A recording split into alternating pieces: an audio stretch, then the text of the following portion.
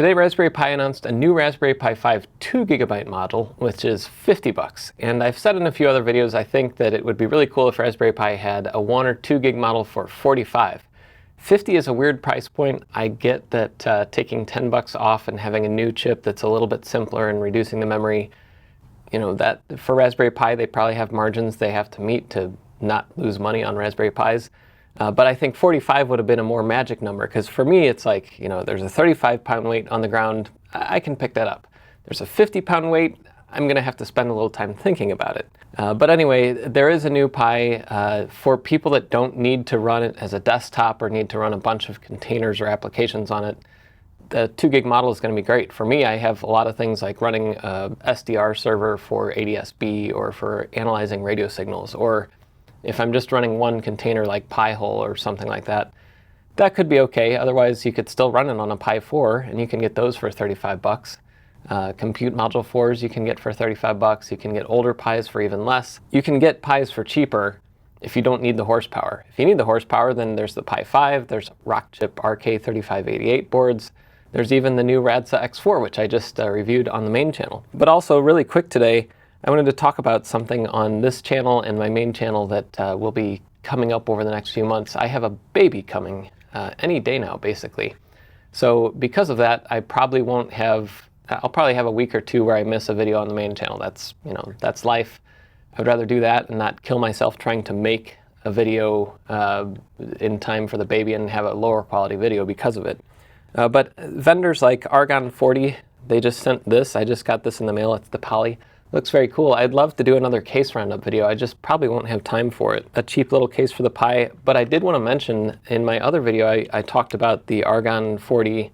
They have a couple different cases that have built-in M.2 drives. In both cases, some users have reported they've had issues with them, so I wanted to call that out. But I did want to mention that, for vendors like Argon and whoever else sends me stuff to take a look at, I do follow things that you send in and ask about, like if you have issues with it or if you have questions about specs that I might not have covered on one of my videos. In the case of the M.2 expansion kit for one of their Pi 5 cases, it came with the wrong screws, and apparently one of the customers sent an email and said that, support said, we'll send you the right ones, and they sent them the same exact ones again. So that shouldn't really happen. And I try. I don't have a lot of sway, but I try to help when those things happen. Also, I have a pile of equipment. Like, this is the ED IPC 3020. It's a Raspberry Pi 5 industrial PC fanless design that I think is pretty cool, from EDA Tech or EDA Tech.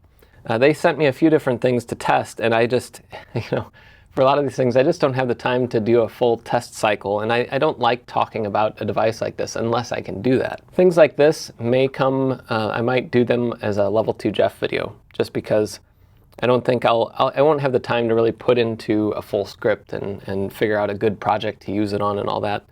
But those are in the pipeline, and I'll get to things like that someday. I also have a few different IP KVMs that I've been sitting on. I want to do another updated video on that because the world has changed vastly. And I covered some of them a little bit, but I want to cover them. I want to test them a bit more.